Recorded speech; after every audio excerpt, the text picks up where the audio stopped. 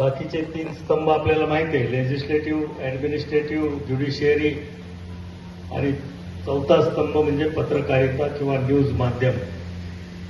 एवढं या लोकशाहीमध्ये, या लोकशाहीच्या चौथ्या स्तंभाला महत्व प्राप्त झालेलं आहे. आणि म्हणून या पत्रकार बांधवांचं, या क्षेत्रात काम करणाऱ्या सर्व जणांचं एक आगळं वेगळं महत्व लोकशाहीचं आहे. बाळशास्त्री जांभेकरांनी आपल्या पाक्षिकाचं नाव दर्शन ठेवलं, आपलं दर्पण ठेवलं. दर्पण म्हणजेच आरसा, आणि आरसा म्हणजे समाजाचा आरसा. समाजातील जे काही प्रश्न आहेत, समस्या आहेत, काय नेमकं समाजामध्ये चाललेलं आहे, याचं प्रतिबिंब आपल्या लेखणीच्या माध्यमातून वर्तमानपत्रात उमटावं, असं निश्चितपणानं लोकशाहीमध्ये अपेक्षित आहे. आणि धारूर शहरातील सर्व पत्रकार, मी माझा अनुभव सांगतोय, मी अनेक ठिकाणी पत्रकार बघतो, परंतु एक आगळे वेगळे पत्रकार आहेत.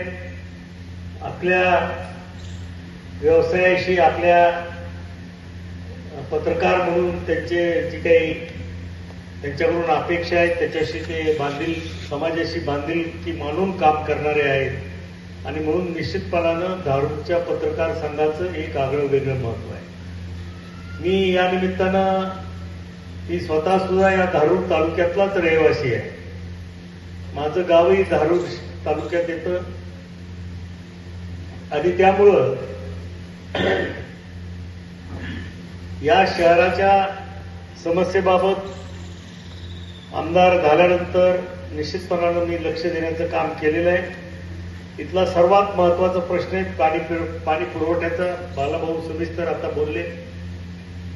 आणि निश्चितपणानं आमचा प्रयत्न राहणार आहे की या मार्च अखेर धारूरकरांना रोज पाणी मिळालं पाहिजे, हा आमचा प्रयत्न राहणार आहे.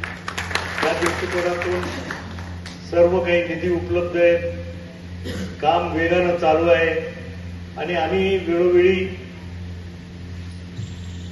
त्याचा आढावा घेऊन हे काम मार्च अखेरपर्यंत कसं पूर्ण करता येईल याचा प्रयत्न आम्ही करतो.